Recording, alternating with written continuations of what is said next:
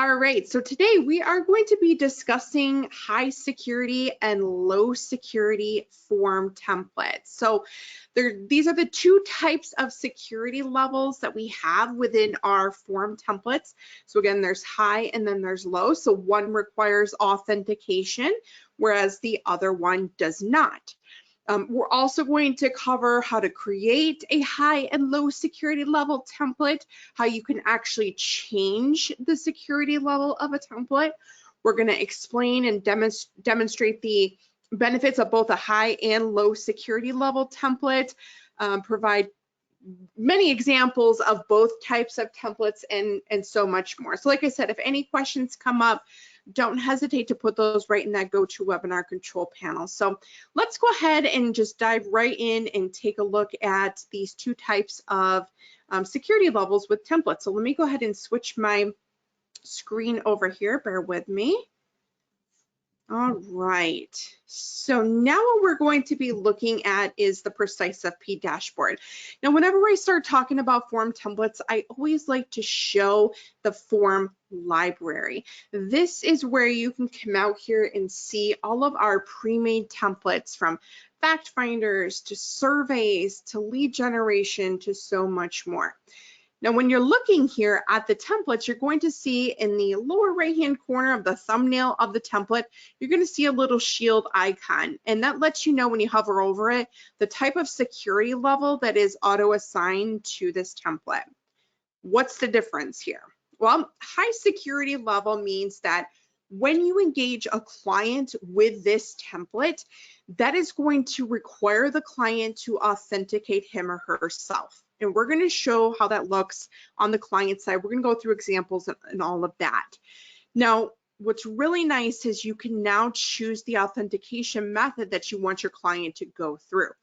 The most secure is having them create a password. If you do not want them to create a password, you can actually choose for them to authenticate via email, which would actually send the client a PIN number every single time that they access that engagement. Or if you've got their mobile number on file, you can also choose SMS as an available authentication method. Same thing with the email. It would actually send a PIN number, a secure PIN number to them every single time that they access that engagement via SMS. So it would go to their mobile device. Low security is the opposite of that. With a low security level template, that means that the person that you send that to does not have to authenticate, which, yeah, it does lower the security level. So that's not going to be something that you're going to want to do to like a fact finder, where you're asking the client to give you things like, you know, PII, personal identification information, like their address, their date of birth, social security number, information about their accounts, you know, things like that that are sensitive in nature. Whereas something like a survey or just, you know, getting their risk tolerance, something like that, you're not typically asking for sensitive information. So that's something that really doesn't need the client to authenticate. So basically, when they get the link to that form, it means that they can actually just click on it and open it up, and they can start working on it. Now, let's talk about other differences between these two types of templates. With a high security level template, something that you can do with that template is it actually can pre-fill out with data. So with a low security level template, it is never going to be pre-filled out with data, regardless of if you use connected data set elements or not. It will never pre-fill out with data. That's by design for security, because a low security level template, again, does not require the client or the prospect to authenticate themselves to get into that form. That means that anybody with the link to that form would be able to access that form. And it would be a big security no-no on our end if we sent somebody a form that they could access that could be pre-filled out with data that they don't have to authenticate in. So a low security level template will never, ever be something that can be pre-filled out with data. So that leads me to the ability to change the security level. When is a situation when you would want to do that? I have seen people do this, and they change the security level on a fact finder and think that they can still use it the same way as it being a high security, and that is not the case. Something to keep in mind also with a high security level template is it allows the client to actually close out of it and come back and pick up where they left off. Whereas a low security level template, that's something that they're going to need to fill out in one sitting. So you're going to want to tend to leave those low security level forms pretty simple. Again, a survey is a great example. A lead gen is another example of something that's low security. Really not asking them to fill out a whole bunch of information, something that they usually can fill out in one sitting, very basic, right? Whereas a fact finder is definitely more robust. It does tend to go into a little more details, as you can see here, asking for a lot more information, kind of doing multiple pages. Here's a great example. We're asking for 401k information on this particular one. The client may need to step away from their computer, may get sidetracked, if the computer may log out or whatever the situation may be. Well, but the high security, they will autosave, and if the client closes out, then they can again pick up where they left off. That's not going to be the same functionality that you get on a low security. It's not something that's going to again pre-fill out with data because of that lower security level. So I don't ever recommend taking a fact finder and turning it into a low security level template. That's, it is something that can be done. We put that there for a reason, the ability to change the security level on a template. But, again, just for educational purposes, to explain the reason why you don't want to do that, you're going to lose a lot of benefits. One being able to, have information be pre-filled out and saved. So if the client does, close out of it and come back, they don't lose everything that they input. That's something that would happen if you take a fact finder that is high security and you change it to low security and you send it out to a client and you tell them that it's going to autosave. While it does, yes, that fact finder is no longer a high security. So if they close out of it and come back to the same link, nothing that they did is going to be there. So I highly recommend keeping your fact finders as a high security level. So again, that the benefit there is it's going to save that information that the client input onto that form, so that when they close out of it and they come back and they authenticate again into it, it's going to keep the information that they input, and then they can literally pick up right where they left off. So let's go ahead and take one of our high security level fact finders here. I'm just going to pull one of the ones that we have. And I'm going to just install a fresh copy because I actually have this already installed. And let's talk about the authentication that you can choose on an engagement. Now, there is, at this point in time, there is not a way to set default authentication. You have to choose the authentication at the engagement level when you're sending this out to a client. So there isn't a way to say, once you've got this template installed, to say, I want this to always be SMS authentication. And the reason for that is because you may not have a client you may have a client in the system that does not have a mobile number, and then that's going to mess up the system because you've selected SMS. So you do have to select the authentication, and let me show you what I'm referring to. So now I've got this template installed. I can see that the security level is high. So that again means that my client is going to have to authenticate when they get this engagement from me. Let's go to one of my clients that I have on file. I'm going to go to one of my clients that actually doesn't have a mobile number. You can see here, I clicked on my client's name. They do not have a mobile number, whereas if I go to like this person here, I can see they've got a mobile number under their name. So when I go to this client and I click on engage with a form and I choose that form, under here, the authentication method, I only have password or email available. That means SMS is not available to me because I do not have a mobile number on file for this client. Now, if this is the first time, let me actually go back here. And you'll see here where it says password not created. This is pertaining to form engagements only. This is pertaining to form engagements only, not PDF engagements. This means that my client has not established a password. So that means if I click on engage with a form, choose my form, and remember, password authentication is the most secure. What happens is when I actually send this out to my client, because again, I do not have a mobile number on file for them, and I click on create and send, what happens is as the advisor, I actually get the initial PIN number. It gets emailed to me. So I, as the advisor, again, this is going to the example of my client not having a mobile number on file. The PIN number, the initial PIN, goes out to me. I need to provide that to my client. To be the most secure, we do recommend sending that out to your client, actually giving it to them verbally. So then you would give them their PIN number, they enter in their PIN, and they'll be prompted to create a password, and then they will get into their engagement. Now, if I had a mobile number on file for my client and I selected password, what happens is that initial PIN actually goes out to my client via SMS. So they would get a initial PIN via their mobile device. Then they enter that into the form, and then they create a password, and then they'll get into the form. Okay, so I always recommend getting a mobile number on file for your client. This makes it so that you don't have to be involved in getting them set up with this password.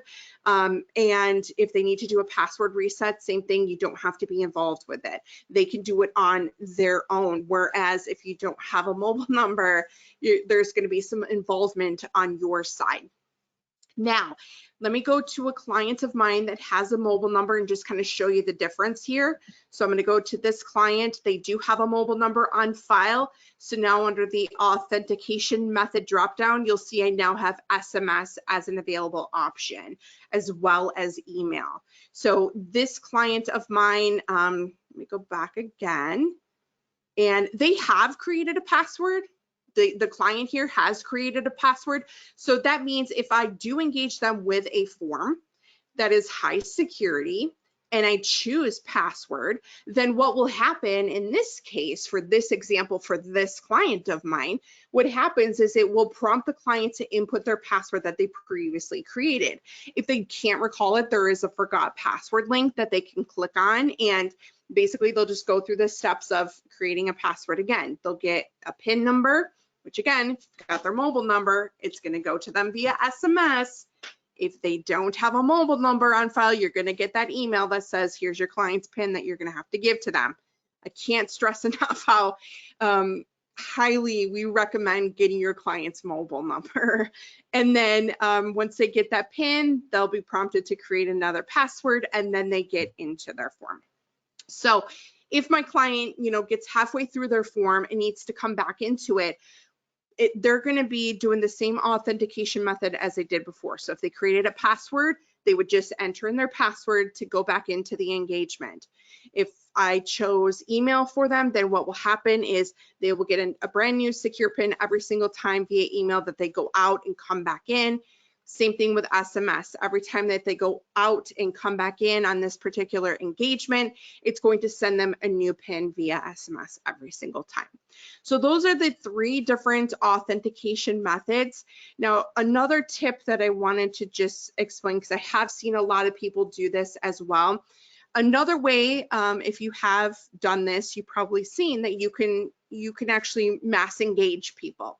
So you can check this box here and it will select everyone, or if you just check the box to the left of their names of whoever you want to engage, and then you click on engage and you choose your high security level fact finder, you'll notice that you only have email and password. You do not have the ability to select SMS, even if they have SMS on file or have their mobile number on file. This is because you are selecting multiple clients at the same time, and not everybody may have a mobile number on file. So SMS is not available when you go the route of mass engaging. If you are looking to choose SMS as the authentication method for your client, then you are going to need to engage them individually. So just a little help tip for you there when you are doing the engagements. Now, let's talk about the low security level templates, how those work. When you are using, let me go to the library here and let me just use one of our, I'll use a satisfaction survey here. Let me install this and install a fresh version of this. So what I'm going to do now is I've got this installed. Let me go to one of my clients here and engage with that form. It's going to look a little bit different. You'll notice that you don't have the authentication dropdown. That is because of the fact that it is a low security level template. So it is not going to require this client or this prospect to authenticate to get into it. A lot of times we have people who will do what we call the web publish option for your form template, which is definitely something that you can do. Think like lead gen. If you're doing something to kind of generate leads, somebody to go out there and maybe fill out one of your forms, and then what happens is they come in and they're actually auto-created as a prospect for you in PreciseFP. I do not recommend web publishing a template and have it be low security and have someone who is already in PreciseFP fill that out. The reason for that is it is not going to link up to their existing record that you have for them in PreciseFP.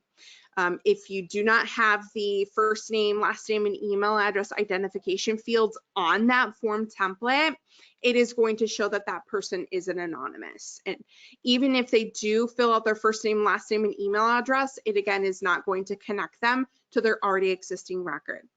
Best practice is if you have somebody already in PreciseFP as a client or prospect and you want them to fill out one of your low security level forms, the best route, the best avenue to go is to go to that person's account, click on engage, and choose the form that you want to send out to them that's low security.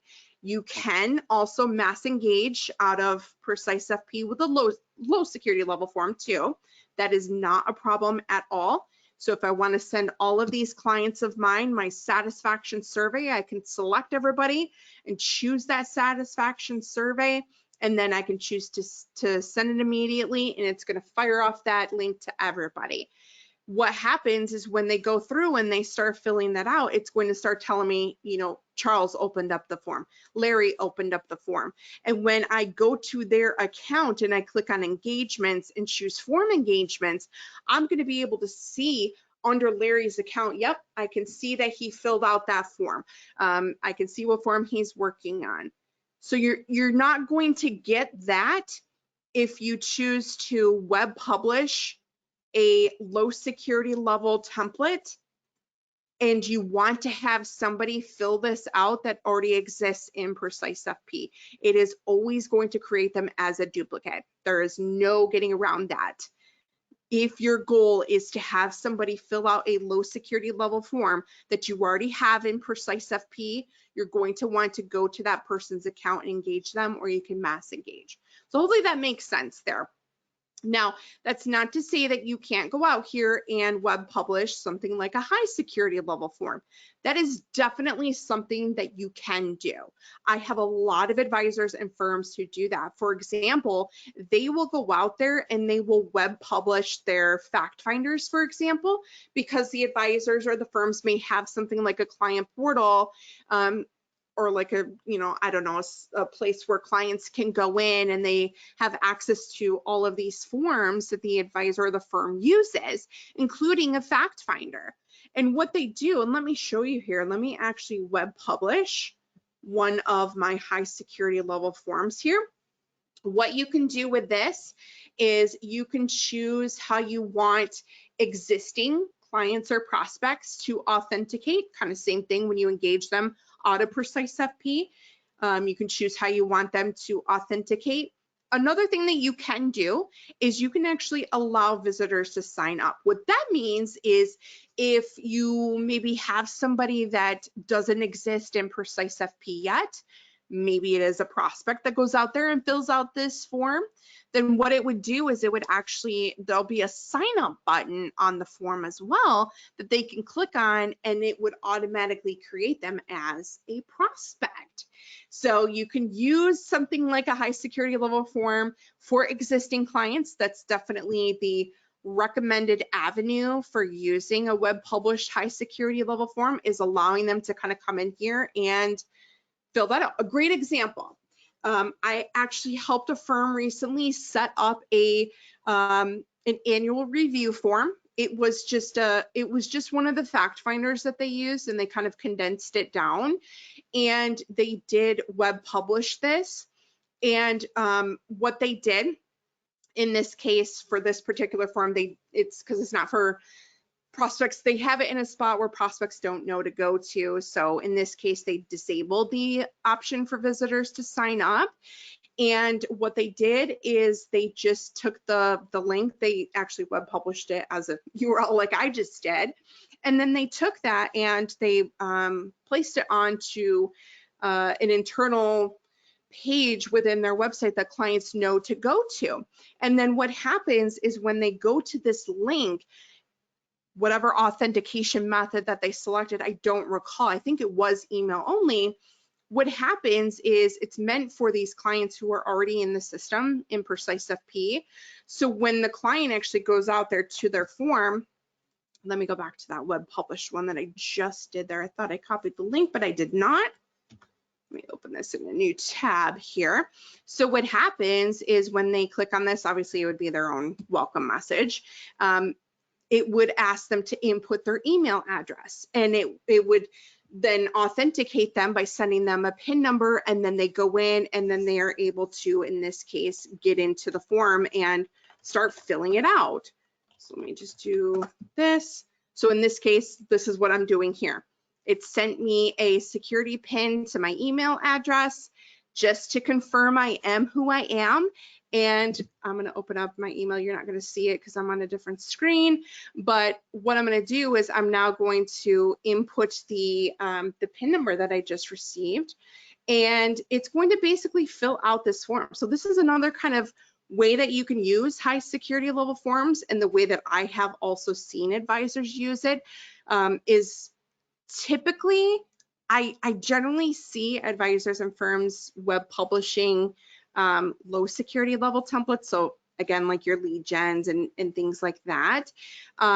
But then what I also do on the flip side, or what I see them do on the flip side of that, is they actually go through and they'll do something like this. They'll do a like an annual review form. So the clients can just kind of go in at their leisure without you having to, send them the form. They can go through and, in the middle of the night, go out there and, yeah, they could do it. They could come out here and be like, oh yeah, my advisor emailed me, said I need to do a review. I'm going to go out there to their website and I'm going to go in and I'm going to fill out this form. And the other beautiful thing about these high security level forms like the fact finders is when they go out here and they access it, as you can see, it's pre-filling out with data for this particular client. So the client can go through, see what they have on file. They can make changes to this data. So they can go through and they can see, oh, yep, I updated my mobile number. So I can go through, I can update that, everything else, just depending on the length of the form, what have you. Again, they can also come back and close out of it and come back and pick up where they left off, go through and finish it. And now the advisor will get an email alert letting them know that, oh, when they go to the office the next morning, oh yeah, this client of mine, I see they went to my website and they filled out this annual review form that I told them to do. So now I can actually go to their account and I can see the updates that they did. I can see that they just completed that. Now I can see that they've made a change here to their mobile number. So the high security level forms, definitely different ways that you can use those. Again, you can send them out. The client can authenticate in whatever route you want them to go. So you can engage them out of PreciseFP, or you can web publish them. Same with the low security level forms. A lot of times and a lot of firms really do, we're seeing more and more every single day, more and more advisors using us as a lead gen, especially with the ability to, create a low security level form, creates a path of least resistance, right? You don't want someone who's a potential client to have to fill out a form that's lengthy and requires them to create a password. You can, do something like a financial consultation form, plug this in on your website, maybe have your calendar embedded in it. And basically it feeds all back into your PreciseFP. Let me show you actually an example of an advisor who does web publish their form, and she actually does use it as a lead gen, a low security level form. So this is her form that she created. She's got it web published on her website. This is low security. She's custom made this, made it to match her, her color scheme and all of that. It is very, very simple, even though she's got some custom questions out here, which she did do on her form template. And then what happens is when they click on finish, they become automatically a new prospect for her in PreciseFP.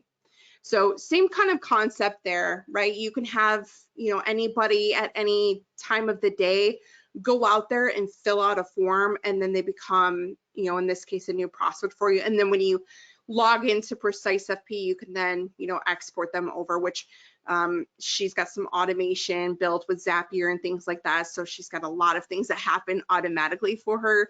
I mean, you really can do a lot with automation. I mean, we're just kind of just scratching the surface here talking about this. I don't want to go too far off topic with what we're talking about today. I will say there's a lot of great webinars out there that we've done, including one with this advisor here, where she talks about her practice and how she's been very successful in using PreciseFP as lead gen. So hopefully that gave you some inspiration there on the difference between high versus low security, the benefits of using both. I will say another thing that I wanted to kind of show you guys too is, let me go into one of the high security level forms here. And I want to show you something here. I want to show you when you're here in the editor, right? So this is a fact finder that's high security that I installed from the library. What I want you to notice is when you're looking at the pages along the right-hand side, right? And when you look at the elements within the page, if you look in the upper right-hand corner, you're going to notice this little, almost like a little chain link. The significance of that means that this is actually connected to a matching field on the client profile. So for example, like let's simplify this. So like on the first name here, right? A client fills out the first name field. What happens is when I go into a profile, that data moves to this client profile field. So if my client made a change to their data on the form, it shows me this on this profile. Not all fields are connected to the profile. That's by design. Like for example, our risk tolerance questionnaire, the questions on that form are not a part of this library, or excuse me, this profile here. And the reason for that is, well, going back to this example here of this fact finder, you recall when I filled it out as a client, it was pre-filled out with data, right? That means because that fact finder that we sent, it had those connections on it, right, in the upper right-hand corner. So it's connected to these fields. So there's data in these fields. So it tells the form that actually there's data here and to pre-fill with that data that's already on file. Something like the risk tolerance questionnaire is not connected to this profile. And again, that's by design. The reason we didn't do that, we didn't make that part of the profile in this example, excuse me, for the risk tolerance, is because a lot of our advisors send out that risk tolerance questionnaire once a year, and they don't want their clients to be influenced by past year's answers. So it doesn't pre-fill out. It doesn't pre-fill out with their previous answers. They want them to have a blank slate every single time they send that out, because people's appetite for risk can change from year to year. Something like a fact finder, though, this is something that typically does pre-fill out. So you'll notice that the profile is really kind of geared towards financial planning. This is something you can customize just depending on your subscription. You can go out here and you can add to this and have more. A lot of these fields also work with the integrations. So the form itself is not what moves over or exports over to the integrations. It's these fields from the profile. So that's the benefit of also using a high security level form, is it has the potential to fill out with data from this profile. Again, you can make your own custom ones if you want, and it would do the same thing. But on a low security level form, that is not going to be what happens. Even if you may use similar fields to this, let me go back to the library, and I'm just going to install this one. I'm going to do a fresh version of this here. And I'm going to show you in the editor, we have fields that connect. You may be asking, well, wouldn't that mean though that these fields actually fill out because they've got that connection icon?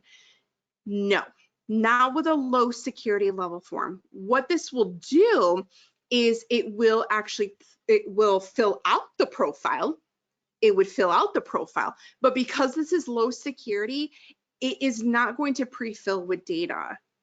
If you remember when I was talking about the difference between the two earlier, I said that would be a big security no-no if we pre-filled out forms where there wasn't authentication at the start of that form. That would be a huge security risk, a huge security no-no. So what happens here is, and this is a great example of showing you what fields we actually need to create an account. So when, like this advisor here, she's got, first name and she's got last name and she's got email address. Those are the 3 identification fields that we need on a low security level form to create a new account for you in PreciseFP with that person's name. If you do not have, let me show you, let me delete these and I'm going to show you. This is I'll show you, like, if you're wanting to kind of build your own lead gen form, what you can do, keep in mind this form is low security. What you can do is you can add a new element, you can import from the data set, but it's very limited. It's very limited to what you can pull in from the data set because, again, you're not going to be able to have this be pre-filled out with data, so it's limited. So the first name, the last name,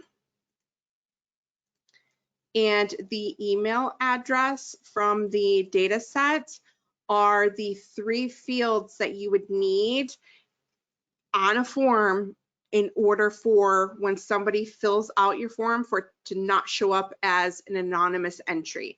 If this advisor did not have the first name, last name, and email field on her form, every time somebody filled this out, it would say anonymous and we would never know who it is. So it's important to make sure that you have the first name, last name, and email address. It's also important to note that just adding a first name field and not having it be connected is not the same thing. You can see the difference between this first name field. It's got this little icon in the upper right hand corner, right? Whereas this one that I just built does not. That is not the same thing. It has to be from the data set. It has to be that connected data set, aka profile field. Otherwise, if I just have a first name, last name, and email field on this form and it's not connected to those identification fields, it's going to still show as an anonymous entry. So that's something important to note if you are wanting to go out there and kind of build out your own lead gen form or your own low security level form. Always make sure that you've got the first name, last name, and email. Otherwise, I will say you don't have to do that. I have some firms who like to actually, they post like surveys or things like that out on their websites, for example, and they may want anonymous entries. Maybe it is something like a satisfaction survey, and they want the client to kind of go into full details about what their service is or whatever the situation may be. I have seen advisors in that case not have these identification fields on their low security level form, and they are okay with having it be an anonymous submission. That's perfectly fine. That's definitely something that you can do. I just wanted to make it clear that if you do not have, so let me go, so I built a first name field here, right? I can essentially go out here and click on edit and choose the connection drop down and connect it to that first name field, and it will do the same thing. It's always easier though just to come out here and import in from the data set. It's already there. You don't have to build the field. Anywhere you've got an empty field, you can actually go out here and you can do the same thing. So that's something to definitely keep in mind. Not to say you have to have these. So if you are looking for something like that where you want anonymous submissions, remove these and it will do just that. When someone fills out this form and you don't have these identification fields, it will indeed come in as an anonymous submission. So yeah, I wanted to definitely make sure I nailed that, because we get some people that do have that happen sometimes. They say, well, I've got the first name and the last name field, but it still showed up as anonymous. And when we go into their account with their permission and we look, we see, you don't have it connected. So that means that it's technically an anonymous person. It's not connected. And these are the 3 fields that need to be connected at least at a bare minimum in order for it to be created as an actual person, first name, last name, and an email address. So hopefully that gave you guys some inspiration.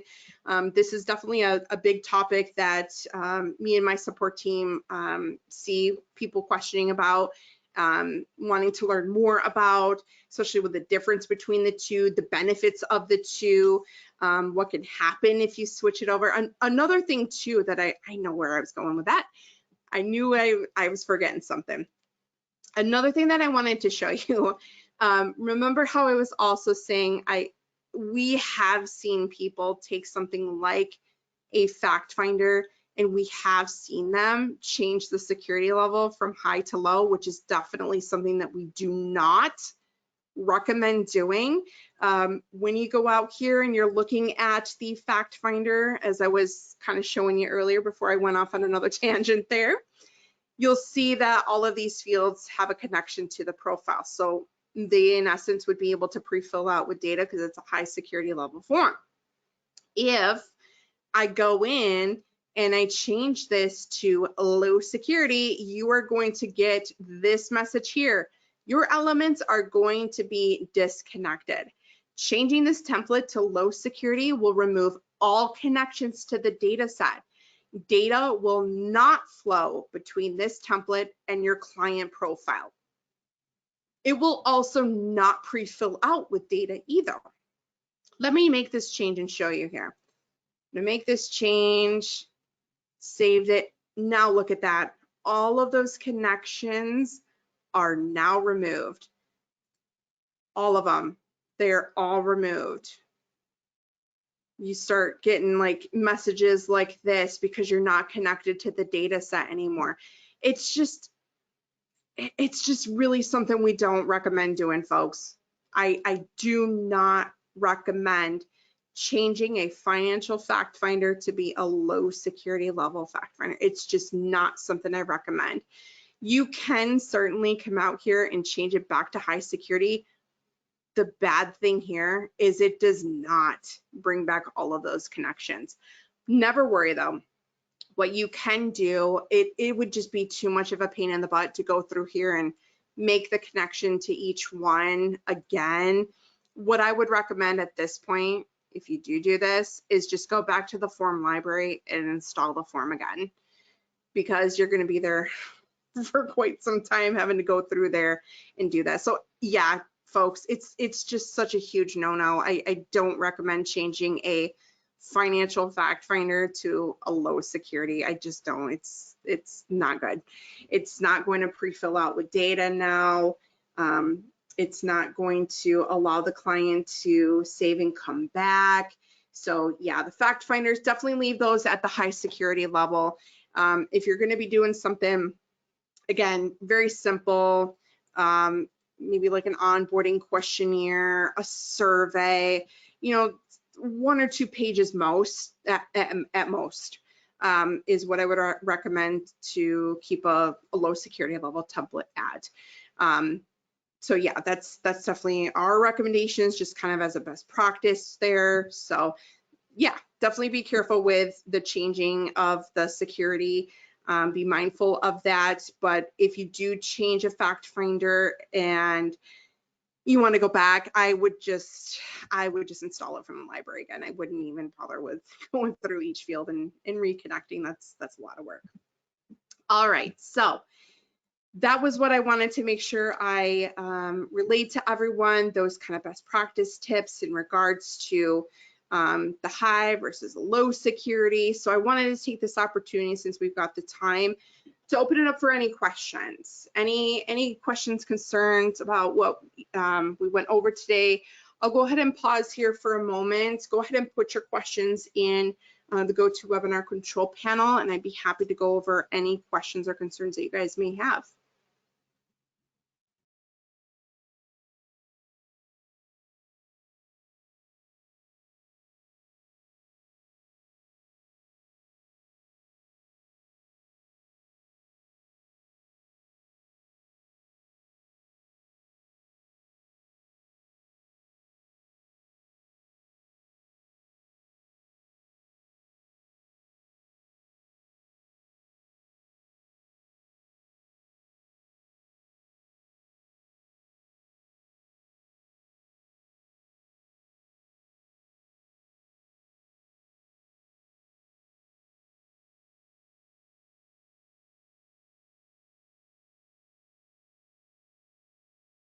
All right, well, I didn't see any questions come through, so we will go ahead and wrap up the webinar here.